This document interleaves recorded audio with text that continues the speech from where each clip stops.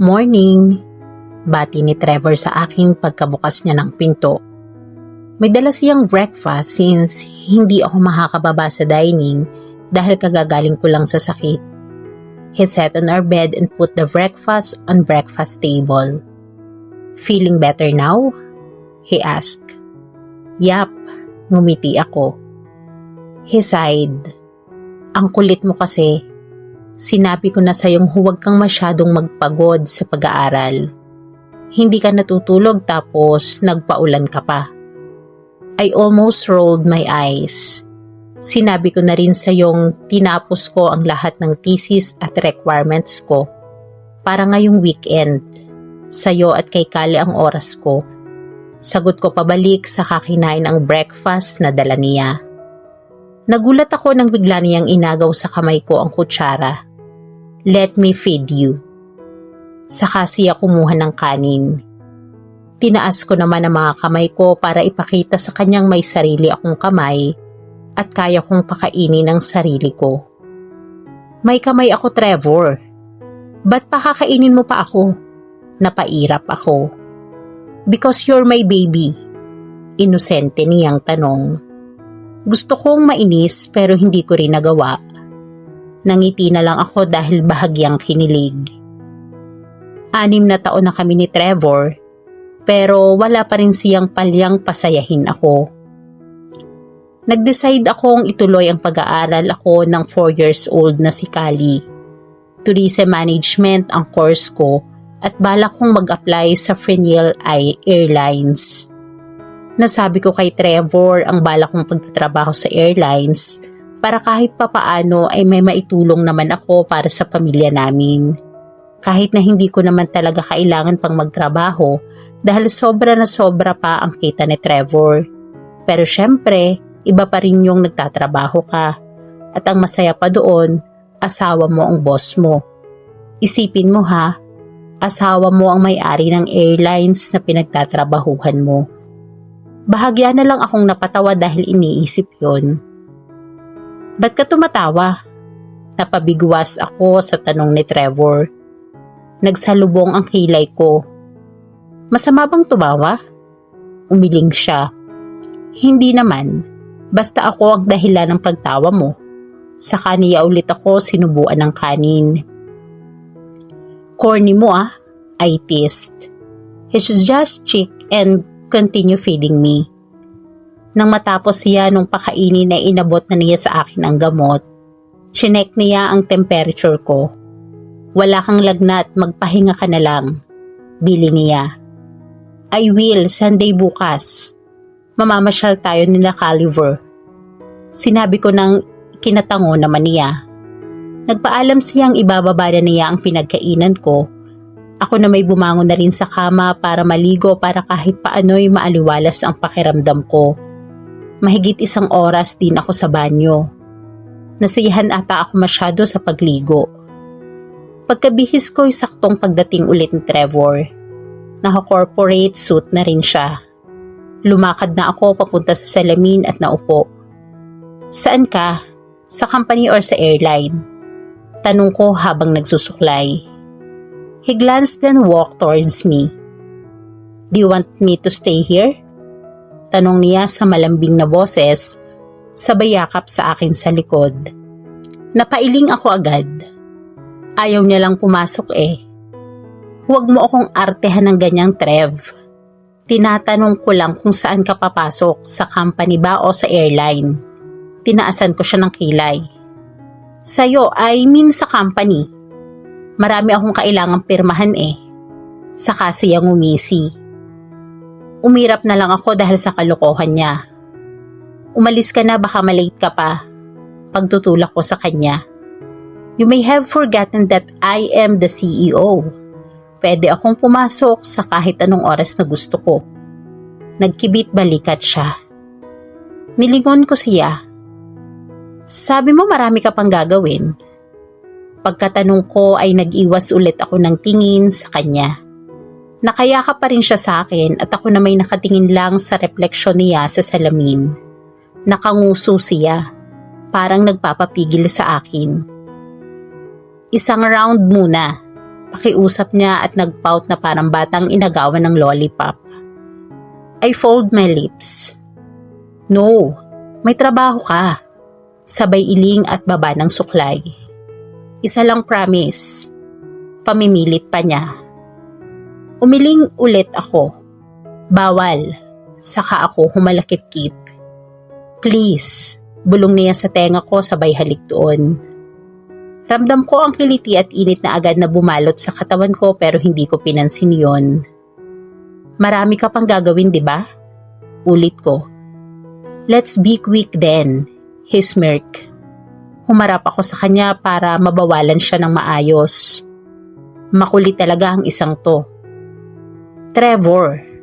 Natigilan ako nang bigla niya akong siniilang halik. This guy? Really? Seconds had passed before he broke the kiss. Hindi ako aalis hanggat hindi ko nakukuha ang gusto ko. Sa kanya ako binuhat papunta sa kama. Indeed, bossy. Usal ko. He removed his coat and started kissing me again. He is pushing my shirt upward, revealing my black brassiere. He planted small kisses on my neck and collarbone. I missed you, he whispered in between kisses. Lagi tayong magkasama ah. I breathed. I felt him smile. I miss you calling my name while in bed. Balik niya. His kisses went back to my lips. I hugged his nape and pulled him closer to me. Ma'am! A voice echoed. Sabay kaming umayos ni Trevor nang marinig ang tinig ng anak namin. What the hell? Bulong ni Trevor at napakamot sa ulo.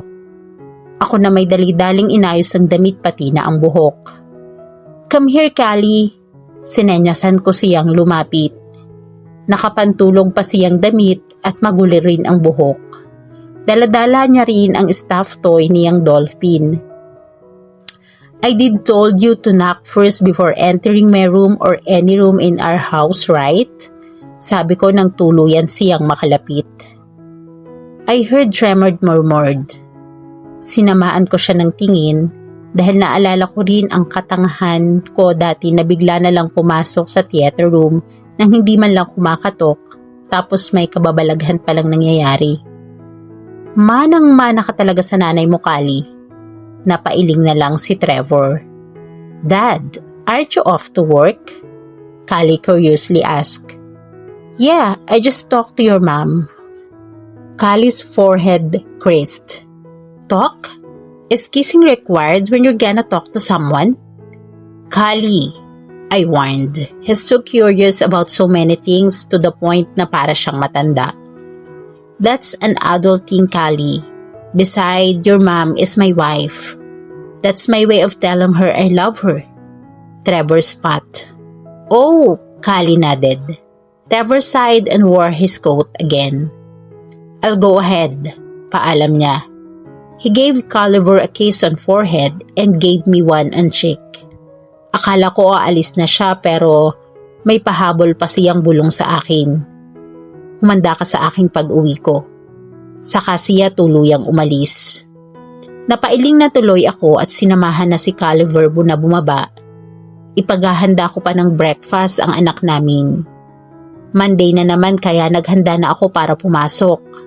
I am now wearing our tourism uniform. Humalik na ako sa pisngi ni Caliver at Trevor bago umalis. Ihahatid na kita, Trevor offered, halting me. Umiling ako sa ngumiti.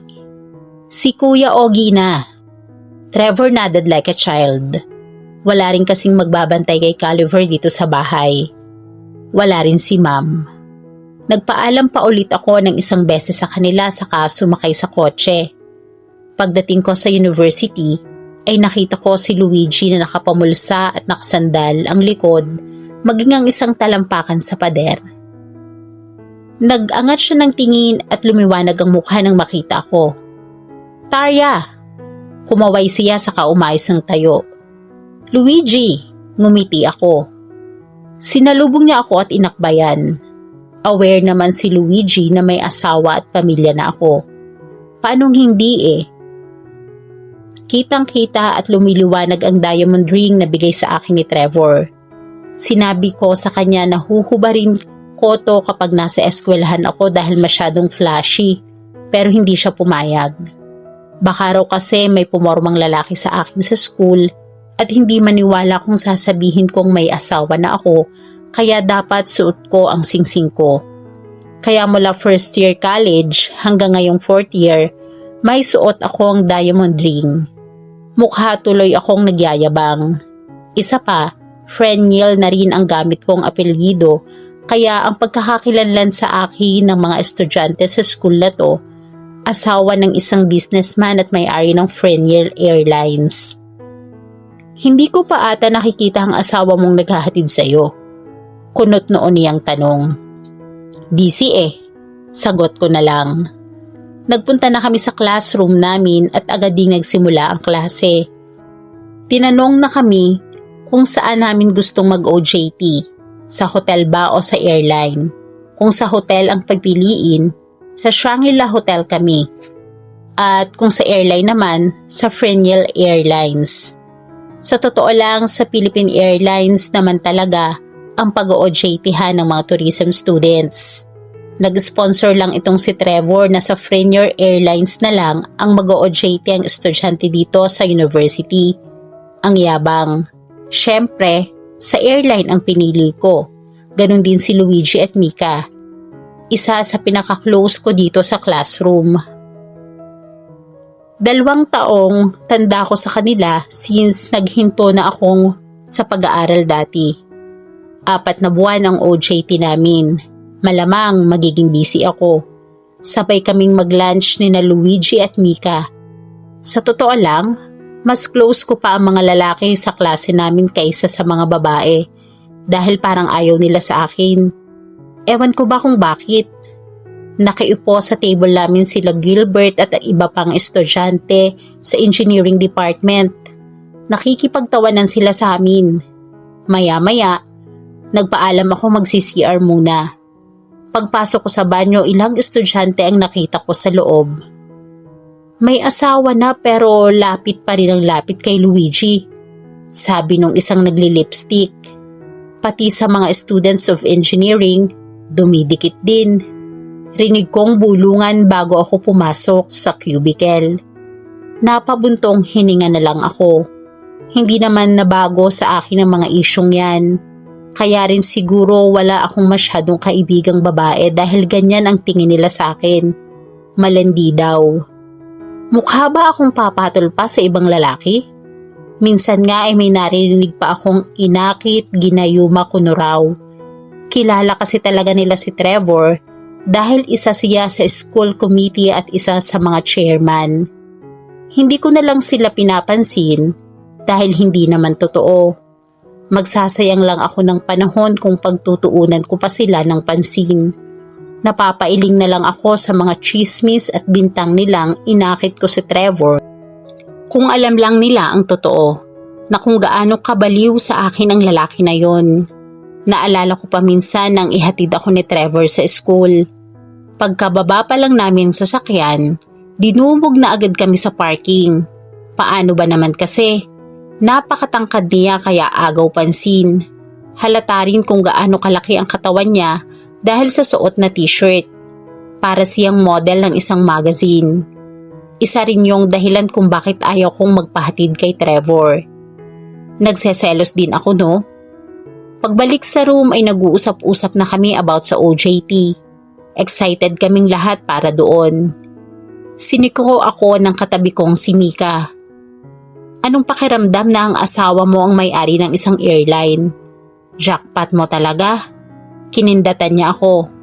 Iyan ang lagi niyang tanong sa akin sa totoo lang. Napailing na lang ako at tumawa. Lagi na lang akong iniinis ni Mika sa mga ganoong bagay. Naaalala tuloy ko sa kanya si Aloha. Oo nga pala. Kumusta na kaya ang babaeng yun? Nagtatampo ako sa kanya. Dati nagagalit siya kapag hindi ako nagkukwento ng tungkol sa amin ni Trevor. Tapos ngayon naman, ako ang walang balita sa kanya. Noong nakaraan si Andrew ang kadate niya. Tapos noong isang linggo, Si Eros naman, "Hi, iba pala talaga kapag manager ka na ng isang high-end bar. Vacant kami ng 2 oras. Gusto ko sanang umuwi pero may performance nga pala kami sa isang major subject kaya kailangan naming mag-practice." "Tarya?" Biglang tawag sa akin ni Luigi. Nandito pa rin kami sa room. "Ano na namang kailangan mo?" Masungit na tanong ni Mika. Siya na ang sumagot para sa akin. Malamang magtatalo na naman ang 2 to. Para silang aso't pusa. "Si Ria ang kausap ko, hindi ikaw." Luigi rolled his eyes. Lumambot naman ang ekspresyon niya nang tumingin sa akin. "Merienda? Nakita ko yan sa kantin eh. Di ba gusto mo yan?" Sabay abot niya sa akin ng kamote Q. "Ah, oo, salamat ha." Tinanggap ko iyon. "Mika granted. Luigi dumada moves. May asawa na yan hoy. Lumayo-layo ka at baka ipasagasa ka sa eroplano nun." Asik niya. Natawa na lang tuloy ako. "Kayo talaga? Ang hilig yung magbangayan. Baka kayo ang magkatuluyan yan ha?" Pangaasar ko. "Yak!" Sabay silang tumingin sa akin at umangal. Napailing na lang ako at nagsimula ng kumain. Kasabay ng uwian ng paglabas ng madilim na ulap. Nakauwi na sila Luigi at Mika habang ako na may nasa harapan pa rin ng university. Naghihintay ng sundo. Isiniksi ko ang sarili ko sa shed nang biglang bumuhos ang malakas na ulan.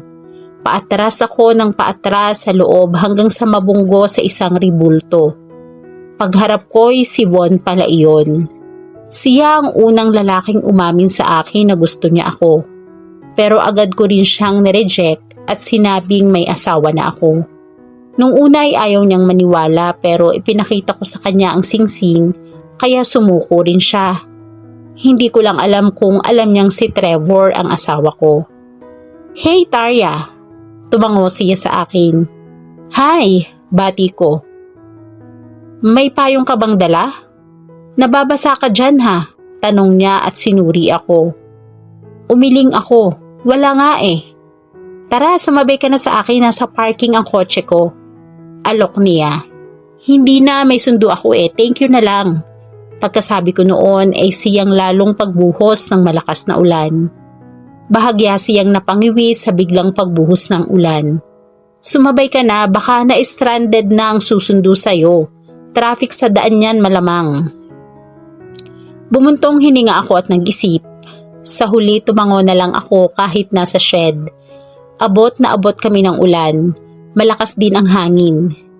"Pero tatakbo tayo papuntang parking, ayos lang ba? Medyo mababasa tayo." Napakamot siya sa ulo niya. Tumango ulit ako. "Okay lang." Ngumiti siya at hinila ako papuntang parking lot. Hay, salamat nakarating din. Si Von sa kaniya sinuri ang sarili pati ako. Nabasa nga kami ng ulan, pero hindi naman ganun kabasa dahil pinagtakip namin ang mga bag namin. "Ayos lang yan, at least nandito na la tayo, diba?" Tumawa ako. Hinawi niya ang buhok niya. "Ya, ano, tara na?" Tanong niya sa akin at tumango naman ako bilang sagot. Iminuwestra niya sa akin ang kotse niya saka ako pinagbuksan ng pinto. At dito po nagtatapos ang ating kwento. Sabay-sabay po nating abangan ang sunod na kabanata. Maraming salamat po. God bless and stay safe.